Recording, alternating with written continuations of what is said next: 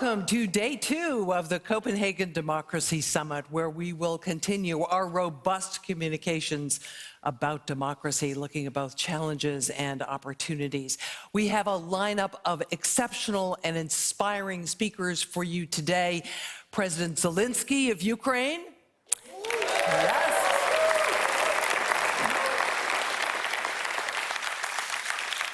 And the President of the European Parliament, the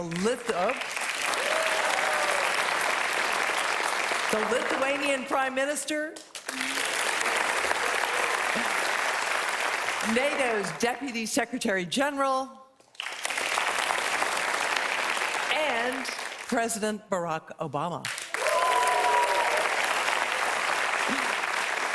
And more, I promise you. I'm Jean Meserve. I'm a member of the Transatlantic Commission on Election Integrity. I'm co-host of the Spy Talk podcast, and I am a former anchor and correspondent for both CNN and ABC News. I will be guiding you through the program for the rest of the day. A few reminders before we begin. Follow our discussion and participate in it by using the social media hashtags #CDS2022 and #DefendDemocracy. Also, if you haven't downloaded our app, go to your app store, search for Copenhagen Democracy Summit, download it. You can use this app to ask questions of our panelists. If you have any questions, look for the volunteers in the white shirts. And of course, you will also find information on our website, which is CopenhagenDemocracySummit.com. And now let me introduce the man responsible for this event, our host, the former Danish Prime Minister, the former Secretary General of NATO, and the chairman of the Alliance of Democracies Foundation. Please welcome to the stage, Anders Fogh Rasmussen.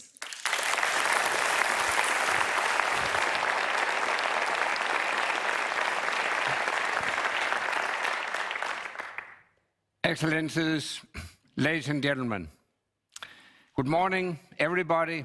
Welcome to the 5th Copenhagen Democracy Summit.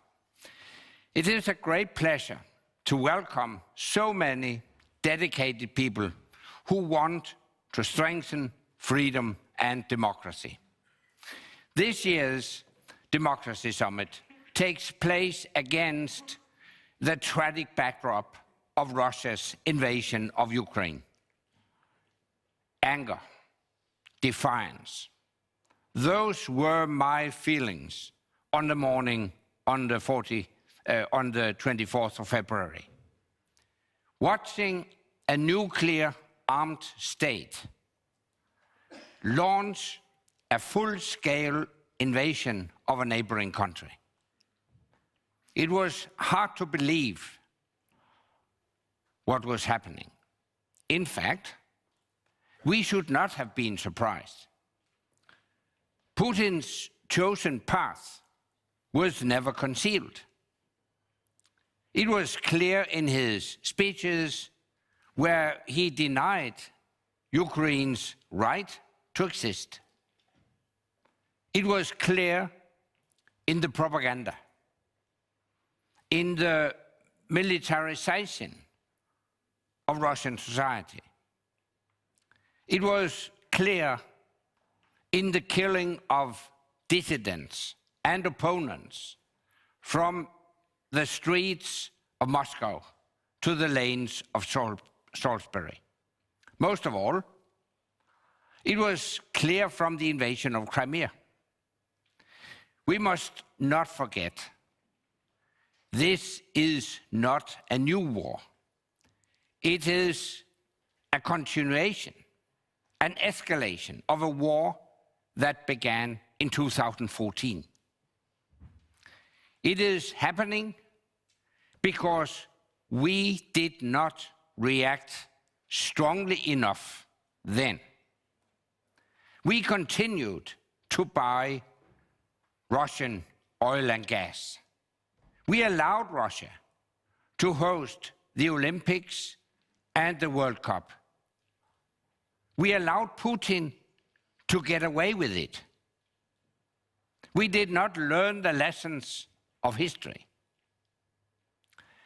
Appeasing dictators does not lead to peace. It leads to war and conflict. This year, Putin thought he would get away with it again. He believed his own lies, that Kiev would fall without a fight. He was wrong. He did not count on the brave men and women of Ukraine fighting for their country. He did not count on a strong and unified response from the democratic world. He did not count on crippling sanctions or companies leaving Russia overnight. Still, we must do more. We must end all imports of Russian oil and gas. Not in 6 months, not in a year. We must do it now. We must stop all flows of money that fund Putin's war. We must step up arms supplies to Ukraine. Their fight is our fight. We are at a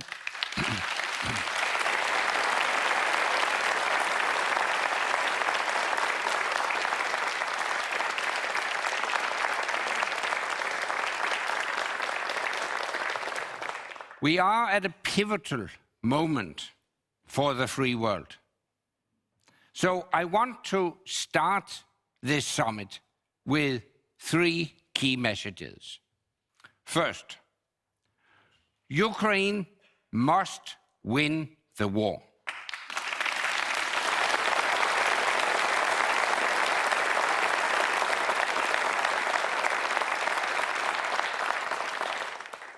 Donetsk, Kharkiv, and Kherson are the front line in a global battle for democracy.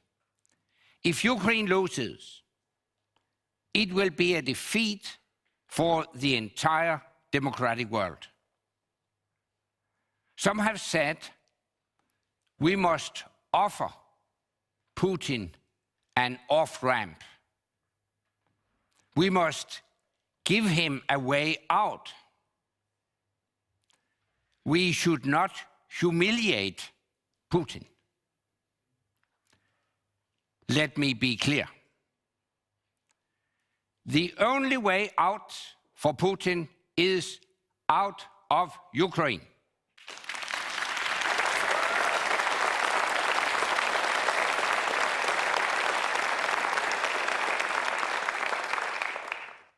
If the Russians stop fighting, there will be no war.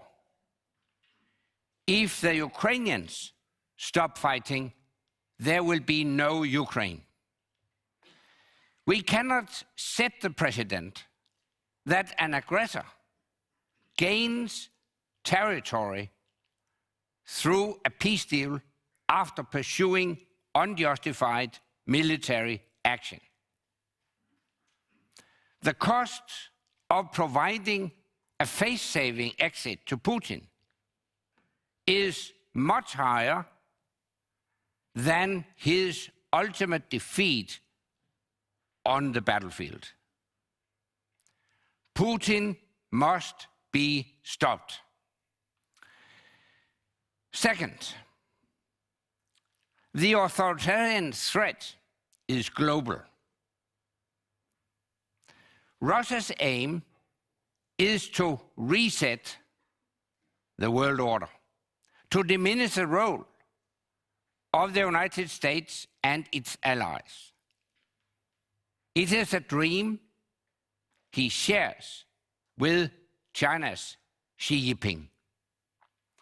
They made that clear at the Winter Olympics, where they signed an autocrat's manifesto. It outlined a new vision of the world, where the strong can dictate to the weak, where Russia and China can act with impunity. The reality of that vision is playing out in Ukraine. But it was also clear in the economic bullying by China of Australia and Lithuania, in the threats and provocations against a democratic Taiwan. It is a reality for any nation living in the neighborhood of an autocratic bully. Third, the free world needs to respond strongly. We need to build a true alliance of democracies. This summit is a chance to do that. It builds on President Biden's own summit for democracy. If the democratic world is unified and united, we are strong.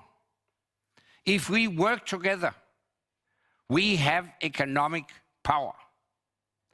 We can still set global standards. We can ensure that new technologies work to enhance democracy, not undermine it. We can stand together against economic coercion. We can create an economic Article 5. Businesses understand this new reality. The mass exodus of companies from Russia shows it. Freedom is becoming the new bottom line. Personal liberty, freedom of expression, the right to ask critical questions, the right to elect your government and get rid of it through elections if it is incompetent. These are values and principles that will ensure continued progress in our societies. So, let's debate, let's argue, let's come forward with new ideas for a global future based on freedom and democracy. Let's prove Putin and Xi Jinping wrong.